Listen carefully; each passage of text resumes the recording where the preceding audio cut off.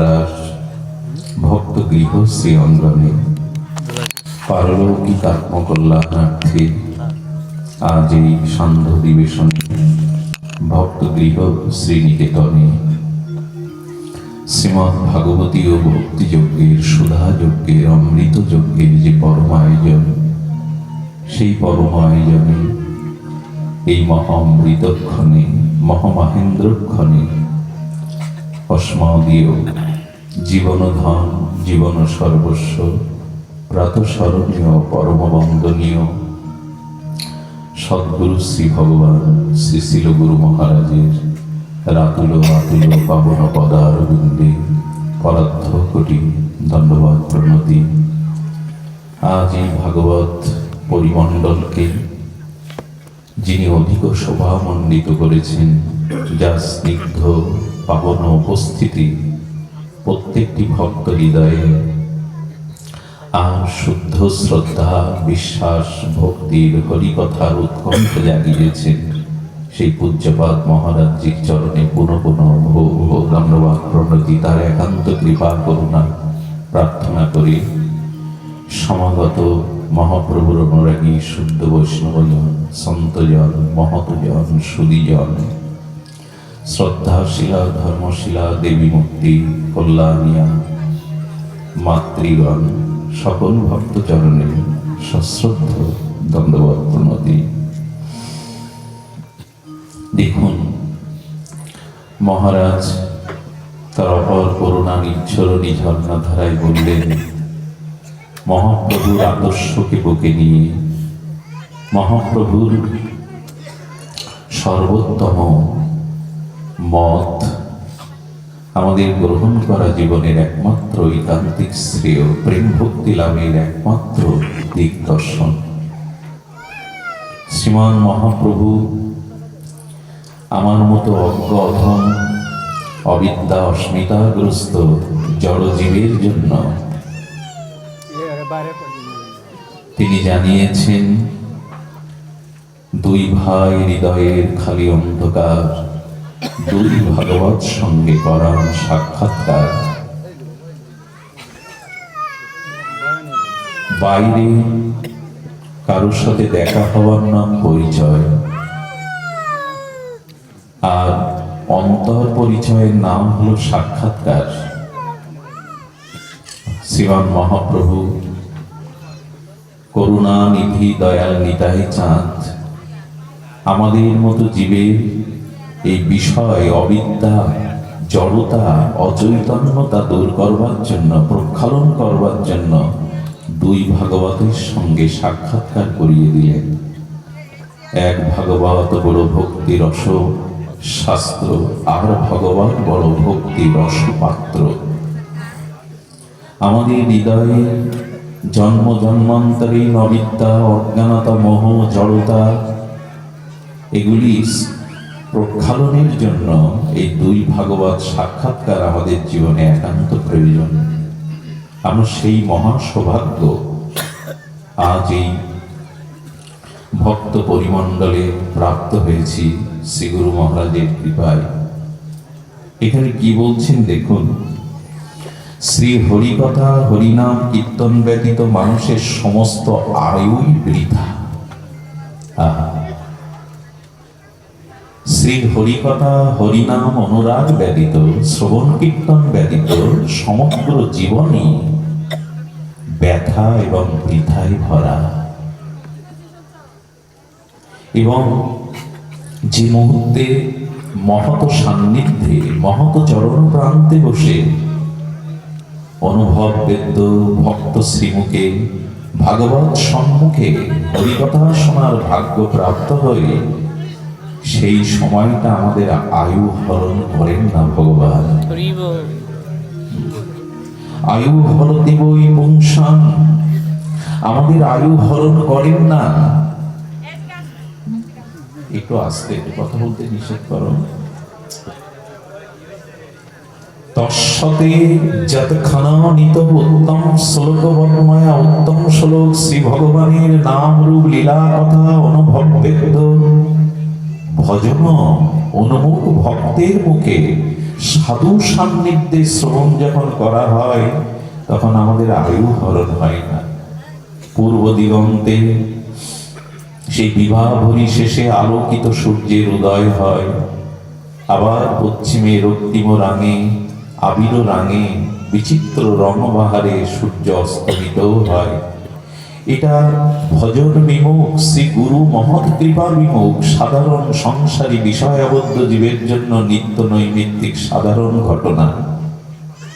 আচ্ছা বলুন তো, আমার মতো মাদিস ভজন বিমুখ চৈতন্য বিমুখ শ্রী গুরু কৃপা মহতের কৃপা বঞ্চিত বিষয়াসক্ত জীবের সূর্য উদয় হলো অস্ত হলো, এতে কি এসে যায়? কিন্তু যারা শ্রী গুরু কৃপা ভাগবত কৃপা মহৎ অনুগ্রহ পেয়েছেন, তাদের কাছে সূর্য উদয়ের অস্ত বিষয়ী সাধারণ ব্যক্তির মতো নয়। তাদের উপলব্ধি, হে প্রভু, তোমার ভজন বিনা, তোমার চৈতন্য বিনা, তোমাকে উপলব্ধি বিনা আমার জীবন থেকে একটা আয়ু দিন বিদায় হলো, মৃত্যু এগিয়ে এলো। তারা এই যন্ত্রণায় ছটফট করতে থাকে, ভজন হলো না, কৃপা হলো না, সাধু সঙ্গ হলো না। এই জন্য শাস্ত্রেও বলেছেন, তান শৌচ শৌচ বিনাদ অনুশোচ হরে কথায়াং বিমুখ নগেন। শ্রী হরিকথা শ্রবণে বিমুখগ্রস্ত জীবকে পাপী অপরাধী বলেছেন, ক্ষমা করবেন। যাগ যজ্ঞ তীর্থযাত্রা পূর্ণাদি কর্ম করলেও যারা শ্রী হরি কথাতে বিমুখ, যারা হরি নামে বিমুখ, তাদেরকে নাম অপরাধ বা অপরাধী বলা হয়েছে। কারণ অন্য যত শুভ কর্ম এবং আমাদের পুণ্য কর্ম আছে, সেই কর্ম করেও যদি হরি কথাতে রুচি না হয়, অমর পুরাণ সর্ববেদান্ত সার ভাগবত অভিন্ন গোবিন্দ কলেবার বলে দিয়েছেন, শ্রম এবহি কেবলম। যদি বিশ্বাসহীন কথা সুজা নৎপাদায় তো যদি রতিন শ্রম এবহি কেবলম। ওগো, শ্রী গৌর গোবিন্দের নাম রূপ লীলা ধামে যদি তোমার রুচি না হয়, সর্বোপরি হরি কথাতে যদি রুচি না হয়, শ্রম এবহি কেবলম। হরি কথাতে আমাদের রুচি একান্ত প্রয়োজন। যতদিন তা না হচ্ছে, দেখুন, হরিকথা শ্রবণ, সাধু সমাগম, সাধু সঙ্গ, মহৎ সঙ্গ, হরিকথা প্রসঙ্গ তখনই লাভ হয়। এক অশেষ বিশেষ ভগবান কোন জীবের প্রতি যখন বিশেষ করুণা বা কৃপা দৃষ্টি দেন, তখন আর অনন্ত অনন্ত জন্মের সুকৃতি পূর্ণ কর্ম একত্রিত সঞ্চিত হলে সেই পূর্ণ কর্মের দ্বারা ভগবৎ শ্রবণে কৃপা হয়। আচ্ছা, ভগবৎ কৃপায় হরিকথা শ্রবণ, সাধু সমাগম, সাধু সঙ্গ, এটা কেমন? আর পুণ্যের দ্বারা যেটা হয়, বলেন দেখুন, বহু জন্মের সুকৃতি পূর্ণরা স্বীকৃত একত্রিত হলে ভগবান সেই জীবকে কৃপা করে তার হৃদয়ে প্রেরণা দিয়ে সাধু সঙ্গ হরিকথায় নিয়ে যায়। আর যদি ভগবান কোন জীবের প্রতি বিশেষ করুণা করেন, তখন তিনি কোন মহৎকে তার কাছে পাঠান সঙ্গের জন্য, তাকে কৃপা করবার জন্য, যিনি ওনার শোভাগমনা এজন্যই। যদি কোনো মহৎ কৃপা করে তোমার দুয়ারে এসে তোমাকে কৃপা করতে আসেন, হরিকথার স্মৃতি জাগাতে আসেন, তোমার সুপ্ত লুপ্ত চেতনাকে জাগরণ করতে আসেন, তাহলে জানবেন ভগবানই বিশেষ কৃপা দ্বারা তোমার কাছে তিনি পাঠিয়েছেন। ভগবান চাইছেন তোমাকে প্রেম ভক্তি দান করে ধন্য করার জন্য। এই জন্য সাধু দর্শন সাধারণ ঘটনা নয়। হরিকথাকেও যেন সাধারণ অন্যান্য অনুষ্ঠানের ন্যায় আমরা ভুল না করে বসি। উত্তম শ্লোক শ্রবণের সাথে সাথে জীব গোস্বামী পাদ সন্ধ্যার ব্যবস্থা উল্লেখ করেছেন, যারা হরিকথা শ্রবণ কীর্তনে রত আছে তাদের আয়ু হরণ হয় না। কথাটি কি করে মেনে নেই? নিষ্কিঞ্চন এই মহাত্মারা তো সারাতে জীবন হরিকথা জীবের দুয়ারে দুয়ারে পৌঁছে দিচ্ছে। তো তাহলে একজন হরিকথা রসিক প্রেমিক তিনিও মারা যান, হরিকথা বিমুখ তিনিও তো মারা যান। আয়ু তো সকলের হরণ হচ্ছে, হরিকথা শ্রবণ কীর্তনকারীর আয়ু হরণ হয় না, এই কথা মানব কি করে? জীবগোস্বামীপাদ সন্দর্ভে বলেছেন, হরিকথা রসিক জনের, ভক্ত জনের মৃত্যু আর আমার মতো বিষয়ী মাদিস জীবের মৃত্যু একরকম মনে হলেও এক নয়। দৃষ্টান্তে বলেছেন এই দার্শনিক আচার্য প্রবাদ। আমাদের এই পৃথিবী নামক ভূখণ্ডে এমন দার্শনিক আচার্য কমই এসেছে জীবগোস্বামীপাদের মতো। উনি সন্দর্ভে উল্লেখ করেছেন, বিড়ালি যখন তার বাচ্চাটিকে ধরে, ঘাড় মটকেই তো দন্ত দ্বারা ধরে। বিড়ালির বাচ্চার যদি ভাষা থাকতো, অনুভূতি প্রকাশের ভাষা থাকতো, বলতো তোমাদের যেমন স্নেহ বৎসল মা কোড়ে করে নেয়, বুকে করে নেয়, বিড়ালি বলছে, বাচ্চাটা বলছে, মাও যখন ঘাড় মটকে আমাকে ধরে তখন মনে হয় মা আমাকে আদর করে স্নেহে কোলে নিয়ে আমার সুখের স্থানে নিয়ে যাচ্ছে। না চাই এই জন্য বিড়ালি দেখবেন 2-10 বার স্থান পরিবর্তন করে ওর সুখের জন্য। কিন্তু ওই একই বিড়াল যখন ঘরে ইঁদুরকে ওই একই ভাবে ধরে, দুটো ধরা কি এক গো? ইঁদুরের তো প্রাণ সংহার করে নেয়, কিন্তু বিড়ালি বাচ্চাটাকে যখন ধরে তখন সে পরম আনন্দ, মাতৃ অনুভূতির সুখ পায়, স্নেহ পায়। তেমনি যারা হরিকথা শ্রবণ করেছে তাদেরও মৃত্যু স্বাভাবিক। এই চিরন্তন সত্য, ধ্রুব সত্য মৃত্যু আসবে, কিন্তু মৃত্যুর সময় এই হরিকথা প্রেমিক রসজ্ঞ ভক্তকে ভক্তি দেবী কোল বাড়িয়ে নিতে আসবেন। দুজনের মৃত্যু এক নয়। এই জন্য হরিকথা শ্রবণ রুচি আনন, জীবনে হরিকথাতে রুচি আনন, না হলে শ্রম এবহি কেবলা। হোক সে যুবতী, হোক সে সুন্দরী, যুবতী রত্ন সুন্দরী হোক, তাকে সালঙ্করা করে স্বর্ণ অলঙ্কারে ভূষিতা করা, কিন্তু রমণীর অঙ্গে যদি বস্ত্রখণ্ড না দেয়া হয়, সে সুন্দরী যুবতী সালঙ্কারা হলেও তো ধিকৃত। তেমনি তুমি পূর্ণ যাগ যজ্ঞ কর্মাদি দান ধ্যান ব্রত করো, অথচ ভগবান নামে শ্রীহরির গুণগাথাতে যদি রুচি না হয়, ওই বস্ত্রহীন যুবতী রত্ন তার মতো ধিকৃত হবে, বৃথা যাবে। এই জন্য কৃপা করে শ্রীহরির কথাতে আমাদের রুচি আনতে হবে। শুধু ভক্তগণ, নির্দেহবাদ্যং সুলভং সুদুর্লভং পলবং সুকল্পং শ্রীগুরু করণ ধারণ। আমাদের প্রথমেই শ্রীগুরু চরণাশ্রয় করতে হবে। দেখুন, এই হরিকথাতে রুচি, হরিনাম, ব্রজনিষ্ঠা, ধামনিষ্ঠা, নামনিষ্ঠা, তুলসী নিষ্ঠা, প্রসাদে নিষ্ঠা, চরণামৃতে নিষ্ঠা, বৈষ্ণবের চরণ ধুলিতে নিষ্ঠা, এগুলি শ্রীগুরু করুণা ছাড়া, শ্রীগুরু চরণাশ্রয় ছাড়া তো হবে না। আমি অজ্ঞ অধম, আমি অন্ধ ছিলাম। ভজন কাকে বলে, সংকীর্তন ধর্মের মহিমা কাকে বলে, আমি তো জানতাম না। শ্রীগুরুদেব হাতে ধরে তার জ্ঞানাঞ্জন সভাখা দিয়ে জন্ম জন্মান্তরী নবিদ্যা খুঁচিয়ে দিয়ে ভজন মন্দিরে, প্রেম মন্দিরের দুয়ারে আমাকে হাত ধরে পৌঁছে দিলেন। গুরু পাদ পদ্ম আশ্রয়ে আমাদের ভজনের প্রারম্ভ, শুভারম্ভ, গুরু কৃপা। দেখুন, শ্রীগুরু হলেন ভবরোগ নিবারক, শ্রীগুরুদেব হলেন ভবসাগর তারণের একমাত্র কারণ। আচ্ছা, লক্ষ্য করুন, ভবরোগ কাকে বলে? যা গুরুদেব নিবারণ করেন। ভব বলতে তো সংসার জগৎ, আর রোগ বলতে পুনঃ পুনঃ জন্ম মৃত্যু চক্রে বারবার আসা, এটাই তো রোগ।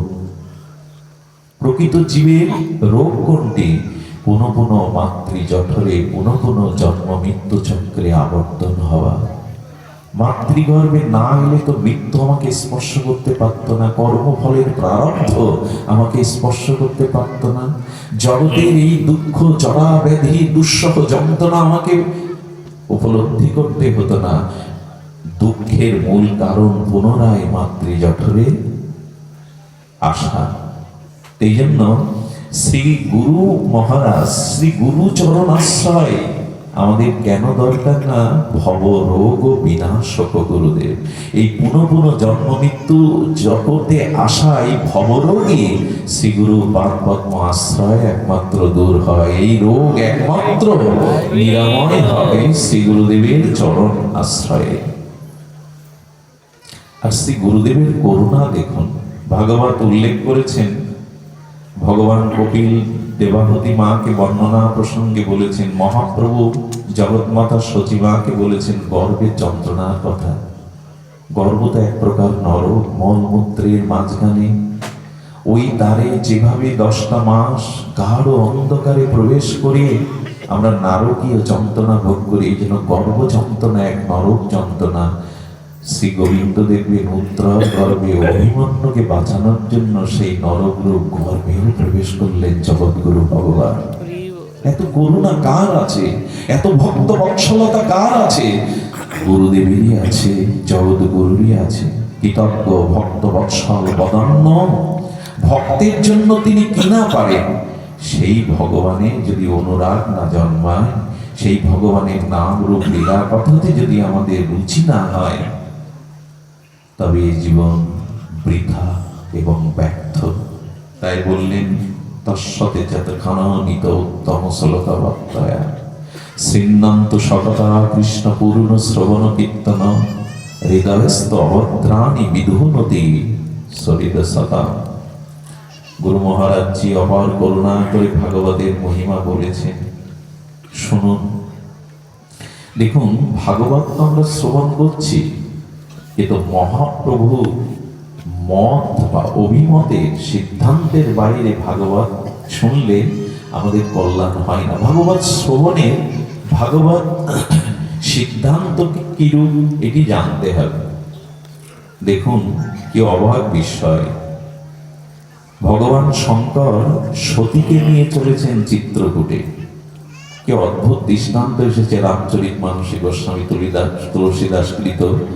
ভগবান শঙ্কর শিব ঠাকুর সতীকে নিয়ে, অর্ধনারীশ্বর সতীকে নিয়ে চলেছেন চিত্রকূটে। ঋষি ভরদ্বাজের আশ্রমে চলেছেন, অগস্ত্যর আশ্রমে, ঋষি অগস্ত্যর আশ্রমে। রাঘবেন্দ্র রাজীবলোচন ভগবানের দিব্য নাম রূপ লীলা শ্রবণ করে, যখন শ্রবণ করতে ভগবান শঙ্কর সতীকে নিয়ে উপস্থিত হয়েছেন, সঙ্গে সঙ্গে অগস্ত্য ঋষি এসে ভগবান শঙ্করকে সাষ্টাঙ্গে প্রণাম করছেন। এই দেখো মা, শ্রবণে কেন আমাদের ভক্তি প্রেম, আমাদের স্বভাব সংস্কার কেন হচ্ছে না? সতী হঠাৎ বলে বসলেন, বক্তাকে শ্রোতা প্রণাম করে, কিন্তু এ তো দেখছি বক্তাই শ্রোতাকে প্রণাম করতে এসছে। ইনি উপযুক্ত সামর্থ্য বক্তা তো? এই হরিকথাতে সতীকে নিয়ে ভগবান শঙ্কর এলেন, কিন্তু সতী প্রথমেই ভুল করে বসলেন, ভাগবতের প্রতি তার প্রগাঢ় শ্রদ্ধা এলো না। আর উনি মনে করেছেন বক্তাকেই তো শ্রোতারা প্রণাম করে, অভিনন্দন জানায়, স্তুতি আরতি করে। এ তো দেখছি বক্তা উঠে এসে শঙ্করকে প্রণাম করছে, ইনি উপযুক্ত বক্তা তো? যদি কারো কখনো মনে হয় ইনার মুখে হরিকথা শুনে কি হবে, ইনি উপযুক্ত তো, ওই শ্রদ্ধা নষ্ট হওয়াতে সতীর আর হরিকথাতে রুচি হলো না। দেখুন, হরিকথাতে রুচি না হলে তার পরিণাম কি হয়। গোস্বামী তুলসীদাস কি অপূর্ব দৃষ্টান্ত জীবের সামনে আমাদের এই জগতে উপস্থিত করেছে। হরিকথা শুনলেন কিন্তু মনোযোগ এলো না। একটি কথা বলি, যদি অপরাধ না নেন, বহু জন্মের সঞ্চিত অপরাধ সঞ্চয় থাকলে এহেন কৃষ্ণ নামে প্রেম না হয় অঙ্কুর, জানিও দেহে আছে অপরাধ প্রচুর। ভগবানের দিব্য লীলা কথাতে যার চোখ সজল হয় না, যার চিত্ত বিগলিত হয় না, যার অলসতা অরুচি আসে, জানতে হবে অনেক জন্মের অপরাধ হৃদয়ে বাসা বেঁধেছে। এই জন্য একটু সাবধানে শুনিবে মহন্ত বচন। সাধুমুখে হরি কথা, ভাগবত কথা খুব সতর্ক হয়ে শুনতে হয়। তার পরিণাম সতীর মন বসল না প্রভুর কথায়। হরিকথা বিশ্রামান্তে ভগবান শঙ্করের সাথে আসতে আসতে তখনই রঘুপতি রাজীবলোচন মর্যাদা পুরুষোত্তম ভগবান তিনি লীলা করছেন। সীতা হরণের পরে প্রভু সীতা বিরহে কাতর হয়ে হরিণীর কাছে, বৃক্ষের কাছে, নদীর কাছে ব্যাকুল হয়ে প্রশ্ন করছেন, সীতা কোন পথে বলতে পারো? ভগবান শঙ্কর বলছেন, দেখো সতী, ভগবানের দিব্য নাম রূপ লীলা ভক্ত মুখে, আচার্য মুখে শ্রবণের ফল দেখো। যার লীলা কথা শ্রবণ করে এলাম, সেই স্বয়ং ভগবানকে এখন আমরা সামনে দেখতে পাচ্ছি। হরিকথার ফল হলো দ্বারা ভগবানের চরণে পৌঁছানো। ভগবান শঙ্কর দূর হতে শ্রদ্ধান্বিত হয়ে সাষ্টাঙ্গে প্রণাম করছেন। বাবা একটু আসতে প্রণাম করছেন। দেখুন, হরিকথা যদি শ্রদ্ধান্বিত হয়ে আর উৎকণ্ঠা ব্যাকুল পিপাসার্ত চাতক সম হয়ে শ্রবণ করা যায়, হরিকথায় হরির দর্শন বা চরণ পর্যন্ত পৌঁছে দেয়, তার প্রমাণ। ভগবান শঙ্কর চিন্তা করলেন, প্রভু নরলীলাতে আছে, মত্ত লীলাতে আছে, এই মুহূর্তে তার সম্মুখে গেলে তার লীলায় ব্যাঘাত ঘটবে। দূর থেকে সাষ্টাঙ্গে বারবার স্তুতি প্রণতি আর সাষ্টাঙ্গ দণ্ডবোধ করলেন। সতী হঠাৎ মনে হলো, কাকে প্রণাম করছেন? জগৎ তো প্রণাম করে ভগবান শঙ্করকে, ওনাকে প্রণাম করছে বলে, সতী সংশয় এনো না, প্রভুকে প্রণাম করো। কিন্তু এই যে হরি কথাতে রুচি হয়নি, ভাগবতে রুচি হয়নি, সে কারণে ভগবানেও তার পূর্ণ বিশ্বাস জন্মায়নি। আচ্ছা, শঙ্কর তো সতীর গুরু, পতিত পরম গুরু, সেই গুরু বাক্যে যার শ্রদ্ধা না আসে তার পরিণতি দেখুন। শ্রী গুরু বাক্যে, শঙ্কর বাক্যে, ভগবান শিবের বাক্যে বিশ্বাস এলো না। প্রণাম করতে কাকে বলছেন শঙ্কর? যিনি স্ত্রী হারিয়ে বনবাসে বিরহ কাতরে স্ত্রী খুঁজে বেড়ান, তিনি ভগবান হতে পারেন? সতী কি সাধারণ? আত্মা শক্তি দেবী ভগবতী, উনি কি সাধারণ? কিন্তু উনি জগৎকে, গোস্বামীপাদ বলছেন, আচ্ছা ইনি এই লীলা কেন করছেন? সতী কেন প্রভুকে চিনতে পারছেন না, প্রণাম করছেন না? শঙ্কর বাক্যেও তার অবিশ্বাস হচ্ছে কেন জানেন? এখানে একটা ভুল ভেঙে দেওয়া দরকার। দেখবেন, শিশু সন্তানকে এক পা দুপা করে হাঁটি হাঁটি পা পা করে যে মা তাকে হাঁটতে শেখায় না, সেই মায়ের একটা কৌশল দেখবেন, সন্তানকে ছেড়ে দিয়ে অপেক্ষা করে, আই খোকা আই। আপনারা লক্ষ্য করবেন, সন্তান যখন আসতে থাকে মা কি করতে থাকে? উল্টো হাঁটতে থাকে কিনা, পিছাতে থাকে কিনা? খোকাকে হাঁটি হাঁটি পা পা করে তাকে হাঁটা যখন শেখানো হয়, পদচক্র মানে সন্তান যখন হাঁটতে শেখে, মা দেখবেন পিছনে হাঁটে, আই খোকা আই, হাঁটে কিনা? মা পেছনে হাঁটছেন কেন জানেন? ওকে সঠিকভাবে হাঁটা শেখানোর জন্য। তো জগৎ মাতা পার্বতী, জগৎ মাতা আদ্যা শক্তি ভগবতীর ভুল হয়, গুরু বাক্যে সংশয় হয়, কপটতা আসে হৃদয়ে, উনি উল্টো হেঁটে আমাদের হাঁটা শেখাচ্ছেন ভাগবত পথে। এভাবেই চলতে হয়, এভাবেই চলতে হয়। তো স্ত্রী হারিয়ে যে মনে মনে কাঁদে, সে ভগবান পূর্ণ ব্রহ্ম, আমার বিশ্বাস হয় না। ভগবান শঙ্কর এক বটবৃক্ষের তলে বসে বললেন, অবিশ্বাসে মরতে হয়, তুমি মরো, আমি প্রভুর নাম নিয়ে। বটবৃক্ষ মানে দৃঢ় বিশ্বাস, নিশ্চয়িকা বুদ্ধি। ওখানে বসে প্রভুর নাম করতে লাগলেন। সতী কি করলেন জানো মা? দেখো ভাগবত কিভাবে শ্রবণ করতে হয়, ভাগবতের মহামহিমা কি করে উপলব্ধি হয়। উনি সীতার রূপ ধরেছিলেন, দেখি তো। পূর্ণ ব্রহ্ম ভগবান রামচন্দ্র দূর থেকে প্রণাম করে বললেন, মা সন্তানকে পরীক্ষা নিতে হয়। ঠকে গেলেন। ঠকে যাওয়ার পরে যখন ফিরে এলেন শঙ্করের কাছে বিষণ্ণ বদনে, শঙ্কর বলছেন, তোমার পরীক্ষা করা হয়েছে? বলল, না প্রভু, আমি পরীক্ষা তো করি। মিথ্যার আশ্রয় নিলেন। শ্রী গুরু চরণে যদি, বৈষ্ণব চরণে যদি আপনার ভিতরে কপটতা আসে, আপনার ভিতরে মিথ্যা প্রবঞ্চনা আসে, আপনি কোনোদিনই কৃপা থেকে বঞ্চিত হবেন। কৃপা রাজ্য হতে আপনি পুরোপুরি বঞ্চিত হবেন। দেখুন, ভগবান রাজ্যের সব থেকে বড় ভগবত কৃপার পাত্র হলো নিষ্কপটতা, সরলতা। যদি ছলনা আসে, প্রবঞ্চনা আসে, ভ্রম আসে, এ পথে কিছুই পাওয়া যাবে না। আচ্ছা, একটা অমৃতের বোতল বা শিশিতে একটা অমৃত আছে, পাশে খার প্রদান নোনা জলে ভরা আছে, শিশির মুখটা সিপে দিয়ে আটা। আচ্ছা, যদি অমৃতের শিশি থেকে আপনি আপনার এই খার প্রদান নোনা জলে ভরা শিশ দিয়ে অমৃত নিতে চান, কি করতে হবে?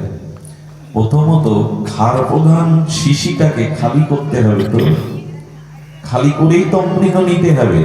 এবং আমাদের হৃদয়ের যে অবিশ্বাস আছে, অশ্রদ্ধা আছে, এগুলি আগে হৃদয়ের পাত্র থেকে খালি করতে হবে, না হলে ওখানে কৃপা আসবে না। আচ্ছা, খালি করবেন কি করে? বোতলটা উপর করলেন অথচ পড়ছে না জল, তার কারণ কি? সিপেটা আটা। এই সিপেটা হলো কপটতা। ভেতরে বাইরে দুই রকম এই যে কপটতা থাকলে সে ভগবত কৃপা পায় না। সিপিটা তো খুলতে হবে, পাত্র খালি করুন, তাহলে অমৃত পাত্র থেকে তাতে কিছু পাওয়া যাবে। উনি ছলনা করলেন না, আমি তো পরীক্ষা করিনি, লজ্জা পাবেন বলে। আপনারা জানেন এই সতী দক্ষযজ্ঞের দেহ ত্যাগ করেছিল কেন জানেন? সতীর মৃত্যু আছে? মৃত্যু নাই, কিন্তু এই দেহটা পরিবর্তন করে পার্বতী গিরিজা হয়ে এলেন কেন জানেন? এ দেহে ভাগবত অপরাধ হয়ে গেছে, গুরু বাক্যে অবিশ্বাস হয়ে গেছে, তাই এ দেহে আর ভজন কৃপা হবে না। আরে দক্ষযজ্ঞ তো সামনে রাখা, কিন্তু মূল কারণ হলো যখনই মহৎ চরণে অবিশ্বাস আসবে, হরিকথাতে রুচি না আসবে, যখনই ছল কপটতা ভগবানের নাম রূপ লীলাতে আপনার সুদৃঢ় নিশ্চয়িকা বুদ্ধি বা বিশ্বাস না আসবে, তখন এই শরীরে আর ভজন হবে না। এই জন্য বাবা উনি বলেছেন, অনুভবী মহারাজজি ওনার ভাগবত অনুভূতি লব্ধ সেই উপলব্ধির স্বরূপে মহাবাণীতে বলেছেন, বিশ্বাস চাই, শ্রদ্ধা চাই। সেই কথাটি বলবার জন্য এই কথার অবতারণা। শ্রদ্ধা চাই, বিশ্বাস চাই, তাছাড়া তো হবে না। কিন্তু তার আগে চাই এই অনিত্য অসুখ সংসারের প্রতি আমাদের একটু বিরক্তি জন্মানো। দেখুন, আমরা স্ত্রী পুত্র সংসার বিত্ত বৈভব মান সম্মান পদমর্যাদা নিয়ে আছি, কিন্তু সংসারে থাকার বিদ্যাটি শ্রী গুরু করুণা হলে, ভাগবতের করুণা হলে আমরা উপলব্ধি করতে পারবো সংসারে আসক্তি শূন্য জীবন যাপনই হলো ভক্তি প্রেম লাভ মুক্তির একমাত্র উপায়। সংসারকে আমরা ঠিক বুঝতে পারিনি, আমি তো পারিনি মাদিস্বজন। সংসারের স্বরূপটা কেমন জানেন? সংসারে চিরকাল কেউ আপনার প্রিয় থাকবে না, এটাই সংসারের একটা দোষের অন্যতম।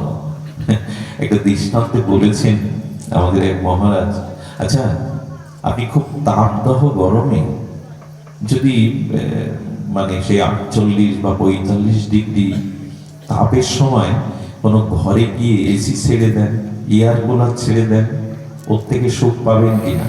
বাবা আর একটু বাড়িয়ে দাও, বেশ সুখ হচ্ছে, শরীরে বেশ আরাম হচ্ছে।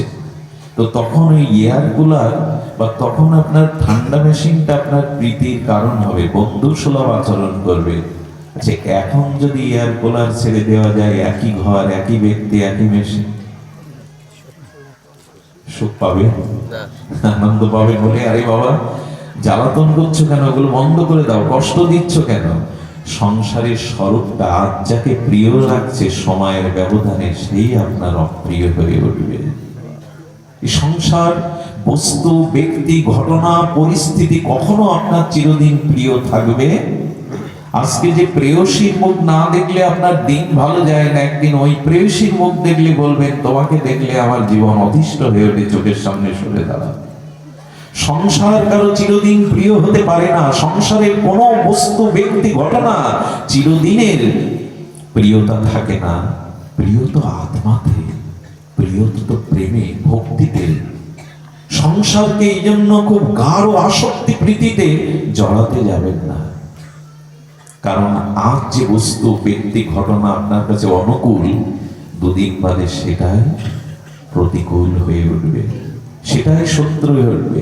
সব থেকে বড় দৃষ্টান্ত তো ভাগবতে। ভোজরাজ কংস দেবকীর প্রতি, তার বোনের প্রতি এত স্নেহ যে বিবাহোত্তর কালে তাকে অর্থাৎ বসুদেব দেবকীকে নিজে রথের সারথি হয়ে পৌঁছে দিতে যাচ্ছেন। বলুন তো কত মমতা! বারবার ভগিনীর মুখপানে চাইছে, বারবার তার চোখ সজল হয়ে উঠছে, তোকে হাতে করে আজকে পৌঁছে দেবে শ্বশুরালয়ে। কতটা প্রীতি থাকলে একজন রাজা তার ভগ্নিপতি এবং ভগ্নিকে স্নেহ দেয়, তিনি রথের সারথি হয়ে পৌঁছে দিচ্ছেন। কিন্তু সংসার কেমন ছিল সুখদেব বলে চলেছেন তার অমৃত তত্ত্ব নির্ঝরণী সিদ্ধান্ত মন্ত্রসায় বলেন, এই দেখো যেই আকাশবাণী হলো অষ্টম গর্ভের সন্তানের মৃত্যুর কারণ হবে, সঙ্গে সঙ্গে খোলা তলোয়ার বের করে চুলমুটি ধরেছে। এই হলো সংসারের প্রীতি। আত্মনস্ত তু কামায়া সর্বাং প্রিয়ং ভবতি। যার কাছ থেকে তুমি স্নেহ পাও, প্রীতি পাও, সুখ পাও, তাকে তোমার প্রিয় মনে হয়। কিন্তু যেদিন আর তোমাকে কেউ সুখ দিতে পারবে না, আনন্দ দিতে পারবে না, সেদিন হয়ে যাবে তোমার চিরশত্রু। এরই নাম সংসার। কেন আটকে আছি? কেন এতে আমরা আটকে আছি? এই সংসার চিরদিন সুখপ্রদ নয়, এটা অসুখ, অনিত্য, কাল কবলিত। অনিত্য শব্দের সংজ্ঞা এমন এসেছে যায় যা চিরস্থায়ী নয়, তাকে বলে অনিত্য। এবং সংসার কেমন জানেন? স্নেহবৎসল স্নেহবতী মা তার বুকের রক্ত স্নেহর প্রগাঢ়তায় দুগ্ধ হয়ে সন্তানকে দুগ্ধপানে রত, আর স্থূল আনন্দে সন্তান সেই দুগ্ধ পান করছে। আচ্ছা, প্রকৃতির নিয়মে 2-10 বছর পরে মায়ের স্তনে দুগ্ধ তত্ত্ব থাকবে, আর সন্তান যখন কিশোর হয়ে যাবে তখন মার কোল মানাবে। এরই নাম অনিত্য। একদিন ছিল, আজ আর নেই। তো সংসারের সব বস্তু, ব্যক্তি, ঘটনা, পরিস্থিতি অশুভ অনিত্যের ধ্বংসের দিকে যাচ্ছে। তাই আছে আছে সংসার করতে হয়, টাকা রোজগার করতে হয়, কিন্তু আসক্তিটা ভগবানের প্রতি দাও। একটা মার্মিক কথা এসেছে আমাদের ভাগবত টিকাতে। দেখুন, আমাদের মাঝে দুটি জিনিস আছে, একটা হলো মন, মনের অনুরাগ, আর একটা হলো আমাদের মস্তিষ্কে বুদ্ধি। সংসারকে বুদ্ধিটা দিন, আর মনের ভালোবাসাটা ভগবানকে দিন, শ্রীগুরুকে দিন। আমরা উল্টে ফেলেছি। আমরা মাঝে মাঝে বিচার করি, একটু বয়স হচ্ছে, কখন মৃত্যু আসবে, রোগ শোক আসবে, একটু ভগবানকে ভজন করি। আর ভালোবাসা দিয়েছি স্ত্রী, পুত্র, দেহকে ও সংসারকে। এই জন্য অনুরোধ করব, শাস্ত্রী বলেছেন যে না, ভালোবাসাটা ভগবানকে দাও। গোবিন্দ বারবার চেয়েছেন, মন আমায় দাও, মনটা আমাকে দাও, নাহলে বড় ভুল হয়ে যাবে। ভুল তো আমাদের হয়েই গেছে, ভুল তো আমাদের হয়েছে, আরো কত ভুলের সম্মুখে আমরা জানি না। এই জন্য আপনাদের কাছে অনুরোধ করব, বিশেষ করে ভক্ত ভাগবত আর গ্রন্থ ভাগবতের অনুশীলন, ভক্ত ভাগবত গ্রন্থ ভাগবতের প্রতি সমর্পণ, এটি আমাদের একান্ত প্রয়োজন। এটি আমাদের একান্ত প্রয়োজন। ভক্ত এবং গ্রন্থ ভাগবতের আনুগত্য নিয়ে, এটাই মহাপ্রভুর মত, এটাই আদর্শ। আহা, কি বলবো আপনাদের। শ্রীনিবাস আচার্য মহাপ্রভুর দ্বিতীয় আবেশ কলেবর যখন লীলাচলে গেলেন, তখন আনন্দের হাট, ভক্তির হাট ভেঙে দিয়ে মহাপ্রভু নিত্য লীলায় অপ্রকাটে লীলায় গেছে। মহাপ্রভুর পরিকরগণ এক এক করে সবাই বিদায় নিচ্ছে, আর পণ্ডিত গোস্বামী, গদাধর পণ্ডিত গোস্বামী সেই টোটা গোপীনাথে মহাপ্রভুর শোকে বিরহে পাথর মূর্তি হয়ে বসে আছে, বাইরের দিকে দৃষ্টি নেই। শ্রীনিবাস এসেছে, বড় ব্যথা ভরা হৃদয়নি। প্রভু নাই, রূপ নাই, সনাতন নাই। লীলাচলে বড় ব্যথা নিয়ে শ্রীনিবাস আচার্য এসে প্রণাম করছেন গদাধর পণ্ডিত গোস্বামীকে। কিন্তু প্রণাম করলে কি হবে? মহাপ্রভুর বিরহে শোকে এ জগতে তিনি আর নাই, পাথর মূর্তি হয়ে বসে আছেন। উনি চলে গেলেন। সেবক পরের দিন শ্রীনিবাস এলে কানে কানে বলছেন, প্রভু, শ্রীনিবাস এসেছে আপনার দর্শনে আশীর্বাদ নিতে। তখনই চোখ খুললেন শ্রীনিবাস, তুমি এসেছো? তোমার কথা মহাপ্রভু আমাকে বলেছেন, তুমি আসবে, তোমার দ্বারা মহাপ্রভুর অনেক কাজ, অবশিষ্ট কাজ তোমার দ্বারাই সম্পন্ন হবে। এসো এসো। জানো, এই দেখুন হস্তলিখিত ভাগবত বের করেছে। তখন তো প্রেস আবিষ্কার হয়নি। গদাধর পণ্ডিত গোস্বামী হস্তলিখিত ভাগবতটা শ্রীনিবাস আচার্যের সামনে দিয়েছেন, কিন্তু অক্ষরগুলো ভাষা ভাষা মুছে মুছে গেছে।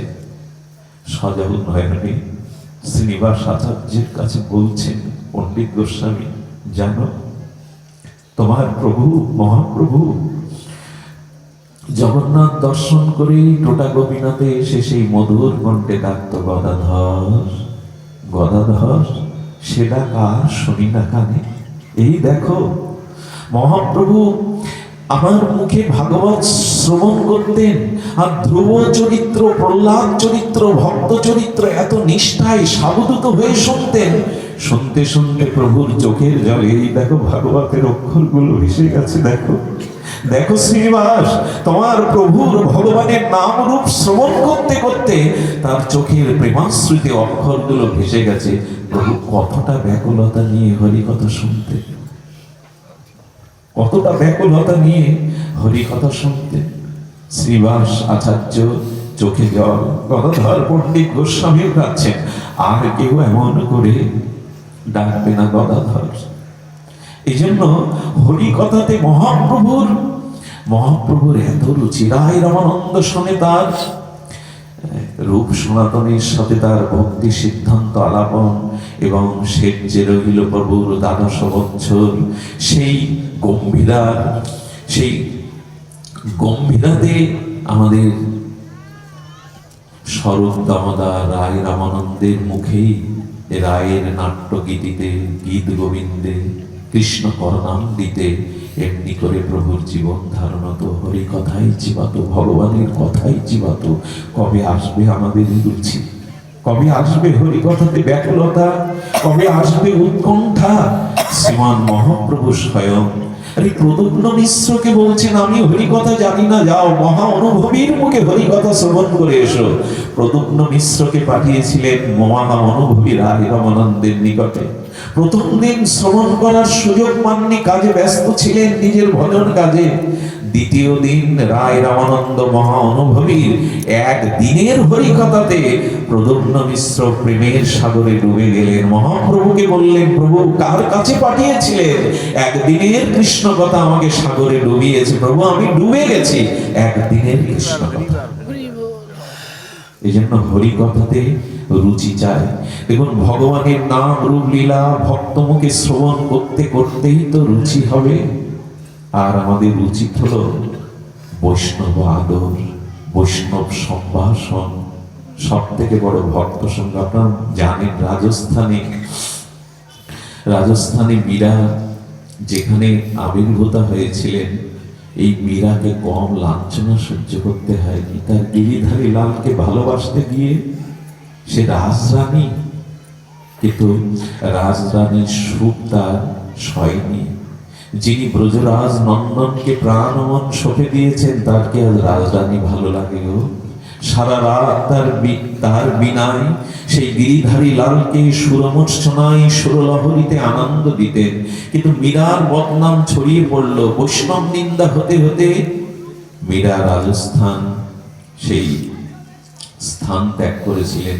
শুনুন, বৈষ্ণব নিন্দা, বৈষ্ণবকে অনাদর করলে কি হয়? মীরা বিদায়ের সাথে সাথে সমগ্র মেঘতাতে অনাবৃষ্টি, ফসল হানি, দুরারোগ্য ব্যাধি এসে উপস্থিত হয়েছিল।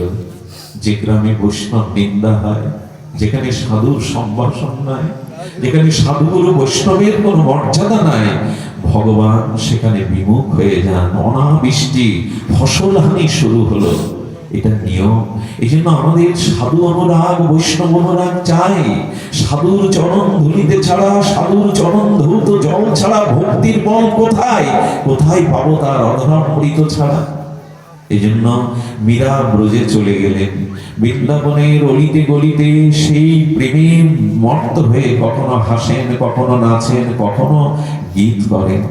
একদিন এই ভাবাবেশে শুনলেন মথুরায় যায়। মথুরা থেকে এসে দ্বারকাধীশের কথা মনে পড়ল। মীরা দ্বারকায় গেলেন। মেয়েটাতে রাজস্থানের লোক হাহাকার করতে লাগলো, মীরাকে কত নিন্দা করেছি, কত বদনাম করেছি, আজ আমাদের দুর্দশা ঘোচানোর জন্য মীরাকে চাই। জীবনে ভগবানকে পান আর না পান, যদি কোনো শুদ্ধ ভক্ত সঙ্গ পান, এটা ভগবান পাওয়ার থেকে বড় পাওয়া, এর থেকে বড় সৌভাগ্য আর হতে পারে না, এর থেকে বড় সৌভাগ্য হতে পারে না। মীরা দ্বারকায় গেলেন। দ্বারকাধীশের সামনে তিনি সুর সঙ্গীত সুধায় দ্বারকাধীশকে আনন্দ দিতেন, আর প্রাণের আকুতি নিয়ে বলতেন, এবার গ্রহণ করো। কেন দূরে রেখেছ আমায়? কেন আর তোমার সর্বধামে নিত্য লীলা থেকে আমাকে দূরে রেখেছ? এই ব্যাকুলতা আটটি দিন দিন বৃদ্ধি পেতে লাগলো। মেঘদা রাজস্থানের অনেক জন চলে গেল মীরাকে ফিরিয়ে আনার জন্য। শুধু ভক্তগণ, দ্বারকার মন্দিরে সেই মীরাকে অনুসন্ধান করতে করতে, তখন তো এত যোগাযোগ উন্নতি ছিল না, মোবাইল ছিল না, যন্ত্র ছিল না, নেট ছিল না, তারা খুঁজতে খুঁজতে দ্বারকায় গেল। মীরাকে দেখে প্রণাম করে বলছেন, মীরা, আপনি চলে আসার পরে মেঘটার অভিশাপ নেমেছে, আর সেখানে সবাই রোগ শোক যন্ত্রণায় চলছে। মীরা, একবার কৃপা করে তুমি তোমার পদধূলি মেঘটাতে দাও, না হলে সেখানে সবাই বড় কষ্ট পাচ্ছে। উনি ওনার চোখের জল দেখে বললেন, আমি দ্বারকাধীশের অনুমতি নিয়ে আসি। অনুমতি নিলে কে আর পাঠাবেন? সেই মন্দিরে প্রবেশ করলেন।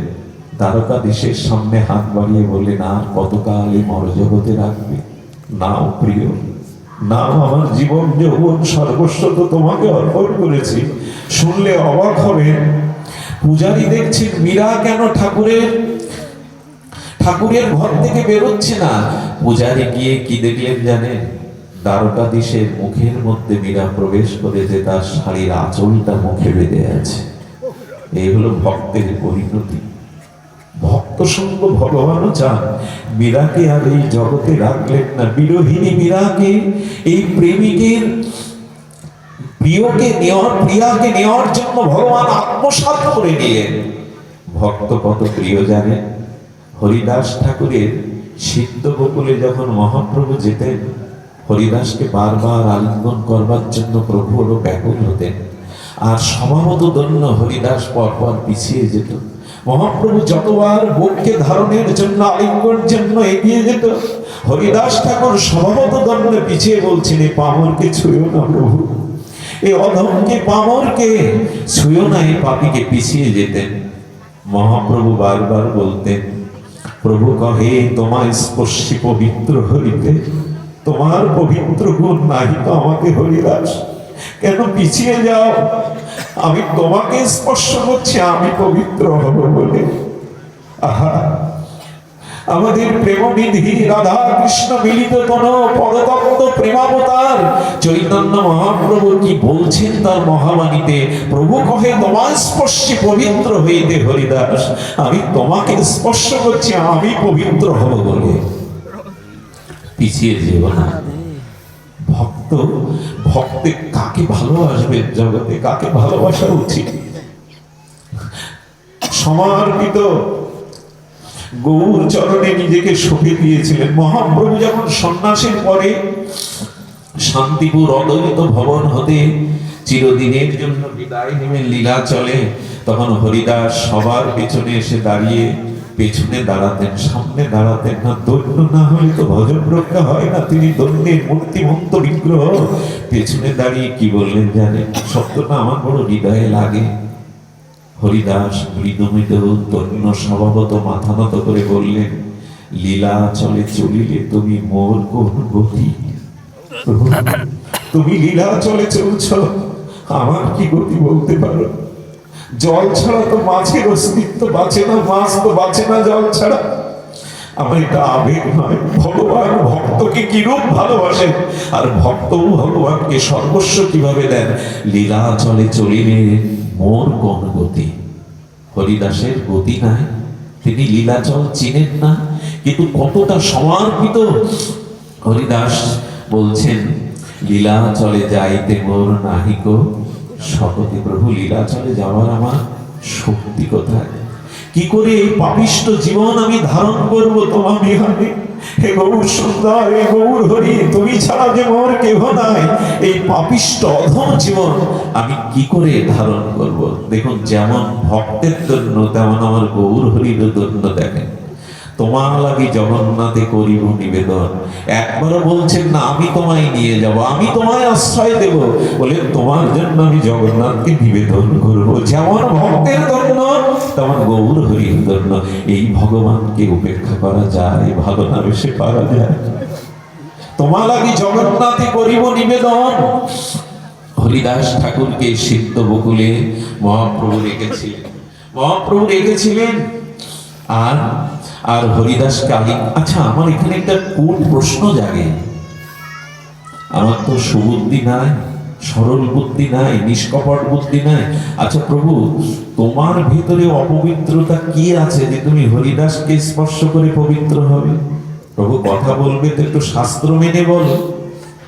সচ্চিদানন্দ প্রেমময় তনু রাধা ভক্তান্তি নিয়ে জগতে এসেছো, তোমার ভিতরে অপবিত্রতা কি আছে যে তুমি হরিদাসকে স্পর্শ করছো পবিত্র হওয়ার জন্য?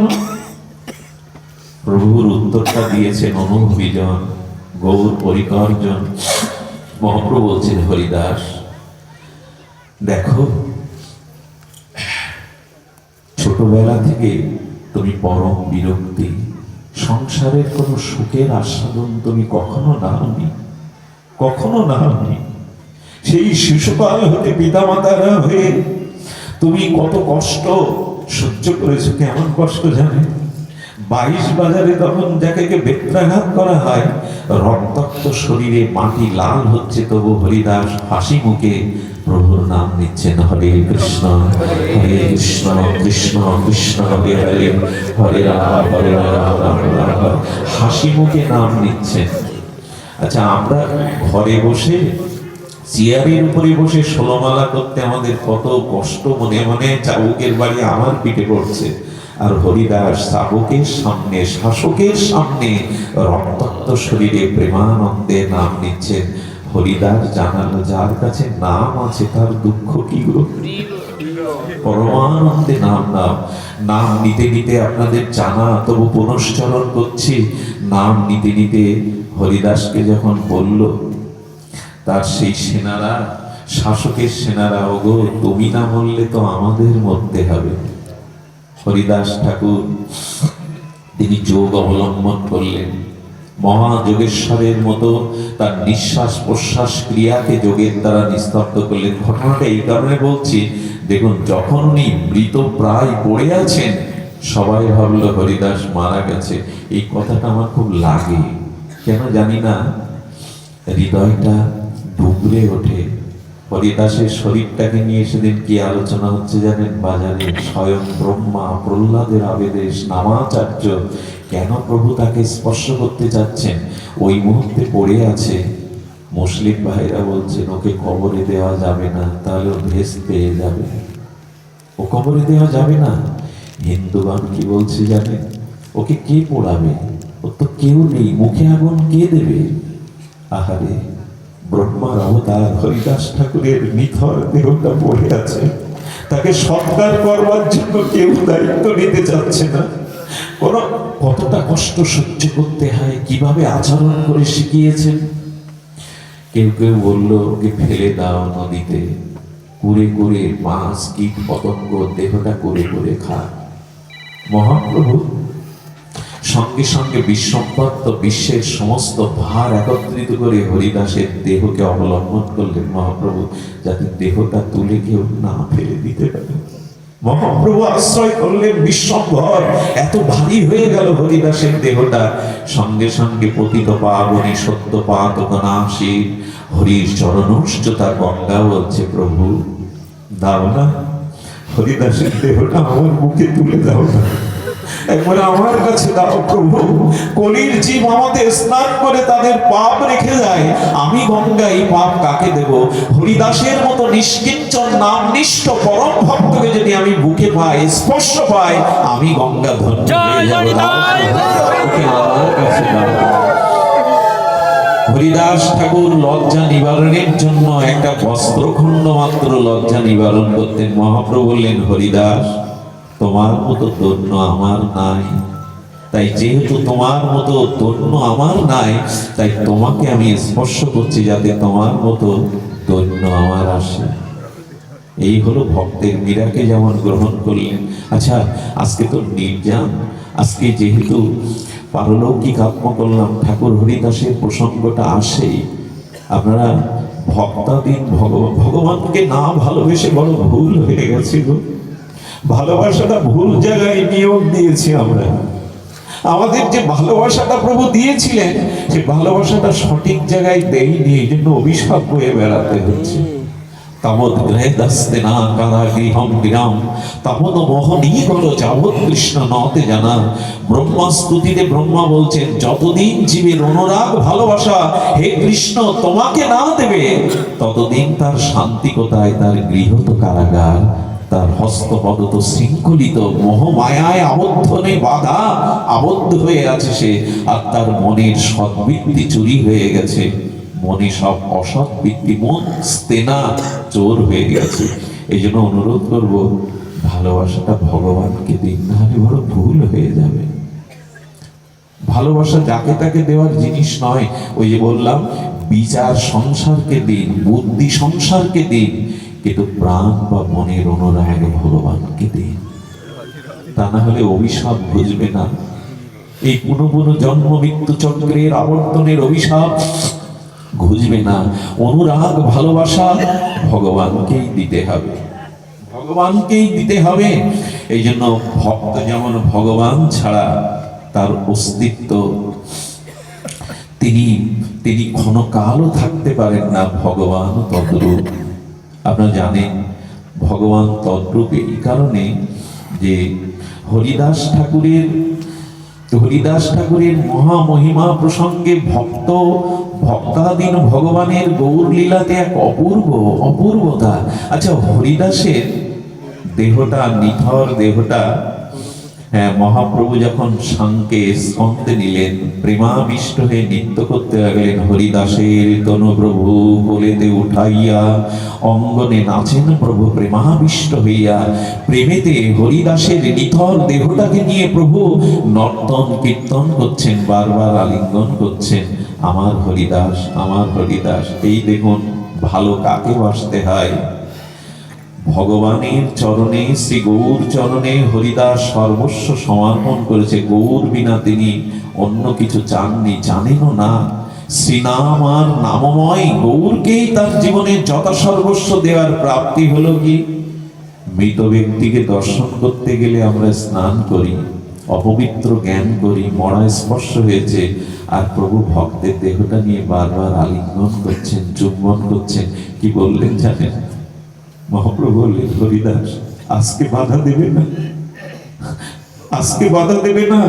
এই দেখো, আমি তোমাকে বুকে জড়িয়ে ধরেছি, আজকে বাধা দেবে না। তুমি তো কোনোদিনই আমাকে আমার পক্ষে আলিঙ্গন দেওয়ার জন্য তুমি এগিয়ে আসনি, আজ বাধা দেবে না। শোনো হরিদাস, আজ তোমার ইচ্ছা পূরণের দিন শুধু নয়, আজ আমার ইচ্ছা পূরণের দিন। আজ তো আর বাধা দিতে পারবে না। এই দেখো, আমি তোমাকে বুকে নিয়েছি, আজ তো তুমি বাধা নিতে যাবে না। ভগবান ভক্তকে বুকে নিয়ে বলছেন, আজ আমার ইচ্ছা পূরণের দিন, আজ আমার ইচ্ছা পূরণের দিন। হরিদাসকে আর বিহ্বল হয়ে প্রেমন্ত স্বরূপ দামোদর ছিলেন অনুভবী প্রভু। হরিদাসকে দাও, ওর অন্ত্যেষ্টি ক্রিয়া করতে হবে, দাও প্রভু। অনুভবী স্বরূপ দামোদর নিলেন। এর পরের ঘটনা আপনাদের জানা। মহাপ্রভু যখন হরিদাসকে নিয়ে, আমার মনে হয় এই যে অন্ত্যেষ্টি ক্রিয়ায় সব যাত্রায় নামের দলকে পেছনে থাকা উচিত নয়, নাম আগে যাবে। আমরা দেখবেন সব যাত্রায় মৃত সবের পেছনে নামের দল যায়, কিন্তু নাম যাবে অগ্রে। মহাপ্রভু পরিকর গণ হরিদাসকে নিয়ে চলেছেন পুরীর সমুদ্র দুয়ারে। হরিদাসকে যখন সিদ্ধ বকুল থেকে তুলছেন, তখন সিদ্ধ বকুল কয়েকটা বকুল ফুল আর তার বিরহ অশ্রু হরিদাসের বুকের উপরে দিলেন, যেন সিদ্ধ বকুল বলছেন, ও ঠাকুর, আমাকে কে আর এমন করে তোমার মধুমাখা নাম শোনাবে? আমি আজ নাম হতে বঞ্চিত হলাম। তোমার এই মধুমাখা প্রেম সিক্ত হরিনাম আমাকে কে শোনাবে? ওগো, বৃক্ষেরও হরিনামের জন্য, হরিনামে বিরহে, ভক্ত বিরহে দুফোঁটা প্রেমশ্রু ফেলে। আমার তো এই বিরহ আসে না, আমার তো ব্যাকুলতা আসে না। আজ ফুল দিয়ে বিরহ অশ্রু দিয়ে বিদায় দিল সিদ্ধ বকুল। সমুদ্রের তীরে ঠাকুর হরিদাসের দেহটা যখন প্রভু রেখেছেন না, সমুদ্র সা সা হু হু রবে, যেন তার বিরহ জানাচ্ছেন, ও ঠাকুর, আমার তীরে বসে এমন করে তো আর কেউ হরিনাম শোনাবে না ঠাকুর। সমুদ্র ব্যাকুল হয়ে গেছেন। আর পুরীর সমুদ্রে হরিদাসের তনুকে মহাপ্রভু যখন স্নান অভিষেক করাচ্ছেন, ভক্তদের বললেন, হরিদাসের পাদদল যে পান করবে তার অচিরেই প্রেম ভক্তি কৃষ্ণ ভক্তি হবে। হরিদাসের পাদদল পান করলেন আর সমুদ্রকে বললেন, সমুদ্র তুমি তীর্থে ছিল, আজ হতে তুমি মহাতীর্থে রূপান্তরিত হলে, হরিদাসের চরণ স্পর্শ জলে তুমি মহাতীর্থ হলে। ভক্তের চরণ স্পর্শে আজ তুমি মহাতীর্থে রূপান্তরিত হলে। হরিদাসকে প্রভু দৌড় কৌপিনী দিয়ে আর বালু সমাধিতে দেওয়ার পরে যে ঘটনা পৃথিবীতে ঘটেছিল তা বড় বিরল।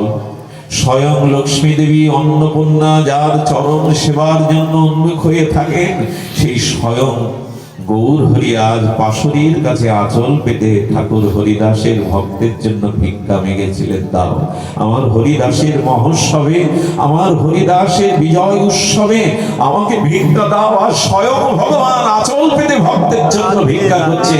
এই হলো আমার গৌর হরি। ভক্ত ছাড়া তো তার কিছু নেই। এই জন্য মহাপ্রভুকে ভালোবেসে, হরিনাম হরিকথাকে ভালোবেসে, গৌর চরণাশ্রয়, ভাগবতকে আশ্রয়, হরিনামকে আশ্রয়। এটা ব্রহ্মা সাধারণ নন, বেদ বক্তা আদি গুরু। সেই ব্রহ্মা এসেই যখন হরিনামের শিক্ষা দিলেন, তখন জ্ঞানী গুণীজন যেন এই কথা না বলে যে হরিনাম সাধারণ আবেগ প্রমাণ মানুষের ধর্ম। হরিনাম মহাপ্রভু হরিদাসকে 35 বছর আগে এই ভারত ভূখণ্ডে এনে দেখিয়েছিলেন। স্বয়ং বেদবক্তা ব্রহ্মা যদি সব ছেড়ে একমাত্র সাধ্য সাধন তত্ত্ব হরিনামকে আশ্রয় করে, হরিকথাকে, তোমাদের কিসে বাধা? হরিনাম সাধারণ সাধন নয়, ভাগবত শ্রবণ সাধারণ সাধন নয়, সর্বসাধ্য সাধনার শিরোমণি হলো হরিনাম হরিকথাতে রুচি আনা। এটা এই বর্তমান মহাপ্রভুর কলিযুগে সমগ্র সাধনার সারাত্ম শিরোমণি হরিনাম এবং হরিকথা। সেটা ব্রহ্মার অবতার হরিদাসকে দিয়ে দেখিয়েছে সুধীজন। এই জন্য মহাপ্রভু ভিক্ষা করলেন। আজকে যারাই অনুষ্ঠান করছেন, প্রয়াতা কল্পনা রানী কৃষ্ণদাসী, সাহা উপাধি, জাগতিক উপাধি আমরা দেব না, ওনার উদ্দেশ্যে তার উত্তর পুরুষগণ এই যে অনুষ্ঠানের আয়োজন করেছেন, ধন্য তাদের সুবুদ্ধি, ধন্য তাদের মেধা। তারা এমনি করে এমন মহান আচার্য, আপনাদের মতো স্নিগ্ধ ভগবানের একান্ত অনুরাগী ভক্তদের চরণ ধুলিতে এই আঙিনা ধন্য করেছেন। শুধু এই নয়, কোন পূর্বপুরুষের উদ্দেশ্যে যদি কোনো সাধু সমাগম হয়, হরিকথা হরিনাম কীর্তন হয়, সেই পুরুষগণ অপর থেকে পূর্ণ আশীর্বাদ করতে থাকেন উত্তর পুরুষে, তাদের পরম দিব্য ধাম প্রাপ্তি হয়। কারণ কি জানেন, যেখানে হরিকথা হয় অনেক বিদেহী পরম ঋষিমণির আত্মাগণের উপস্থিতি হয়। এখানে তাদের স্নিগ্ধ সান্নিধ্যেই বাতাবরণ বড় নির্মল হয়, শুদ্ধ হয়। এই জন্য আসুন আমরা ভাগবতকে গ্রহণ করি, হরিনামকে গ্রহণ করি, হরিকথাতেই আমাদের জীবনের একমাত্র জীবাতু করে তুলি। এছাড়া তো আমাদের দ্বিতীয় পথ নাই।